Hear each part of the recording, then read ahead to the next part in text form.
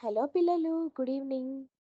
నిన్నటి స్టోరీలో ఎలీషా ప్రవక్త నయమానుకు కుష్ఠిరోగం నయం చేశారు అని విన్నాం కదా. ఈ రోజు స్టోరీలో ఒక చిన్న బిడ్డను బ్రతికించిన కథ విందాం. షూమేను అనే ఊరిలో ఒక స్త్రీ ఉంది. దేవుడంటే చాలా నమ్మకం. ఎప్పుడూ ప్రార్థన చేసుకుంటూ నిజాయితీగా ఉండేది.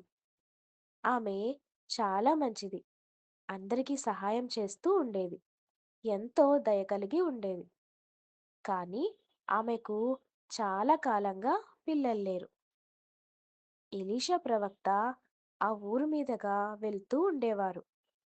ఆ స్త్రీ తన భర్తతో, ఎలీషా ప్రవక్త దేవుని సేవకుడు, మనం ఆయనకు సేవలు చేయాలి అని అంటుండేది.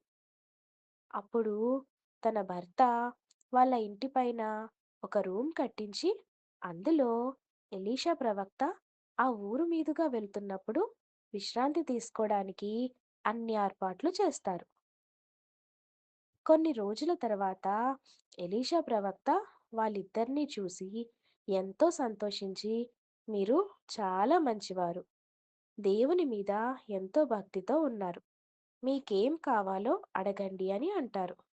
అప్పుడు ఆ స్త్రీ, మాకు పిల్లలు లేరు కాబట్టి మాకు ఏమీ వద్దు అని అంటుంది. అప్పుడు ఎలీషా ప్రవక్త, మళ్ళీ వచ్చే సంవత్సరానికి మీకు ఒక బాబు పుడతాడు అని వాళ్ళకి ప్రార్థన చేసి అక్కడ నుంచి వెళ్ళిపోతారు. కరెక్ట్‌గా 1 ఇయర్ అయిన తర్వాత వాళ్ళకి ఒక బాబు పుడతాడు.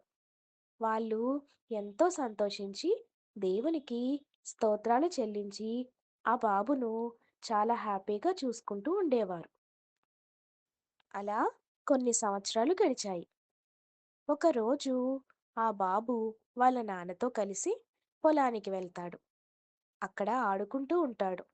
సడన్‌గా ఆ బాబుకి తలనొప్పి వస్తుంది. అమ్మో నా తల అని కింద పడిపోతాడు. వెంటనే ఆ తండ్రి పనివాళ్ళతో ఈ బిడ్డను వాళ్ళ అమ్మ దగ్గరకు తీసుకుని వెళ్ళండి అని చెబుతారు. పనివాళ్ళందరూ ఆ బిడ్డను వాళ్ళ అమ్మ దగ్గరికి తీసుకొని వెళ్తారు. ఆ బిడ్డ వాళ్ళ అమ్మ ఒడిలో పడుకొని కొంత సమయం తర్వాత చనిపోతాడు. అప్పుడు ఆ స్త్రీ ఎంతో బాధపడి ఎలీషా ప్రవక్త దగ్గరకు వెళ్తుంది.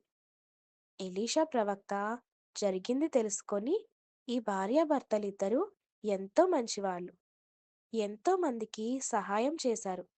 కాబట్టి నేను ఆ బిడ్డ దగ్గరికి వెళ్ళాలి అనుకుంటారు.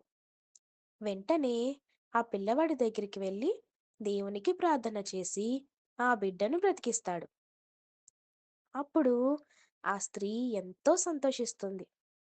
ఆ స్త్రీ తన భర్త కలిసి వెంటనే మోకాలి మీద దేవునికి స్తుతులు చెల్లించి ప్రవక్తకు థాంక్స్ చెప్పుకుంటారు. ఒక చిన్న ప్రార్థన చేసుకుందాం. దేవా, నీకు వందనాలు. ఎలీషా ప్రవక్త ఒక చిన్న బిడ్డను బ్రతికించిన స్టోరీ విన్నాం. ఆ తల్లిలాగా మేము కూడా దయ కలిగి జీవించడానికి మాకు సహాయం చేయండి. మేము కూడా మా జీవితంలో మాకు కావలసినవి మిమ్మల్ని అడిగి పొందుకోవడానికి మాకు సహాయం చేయండి. ఆమెన్. గుడ్ నైట్ పిల్లలు.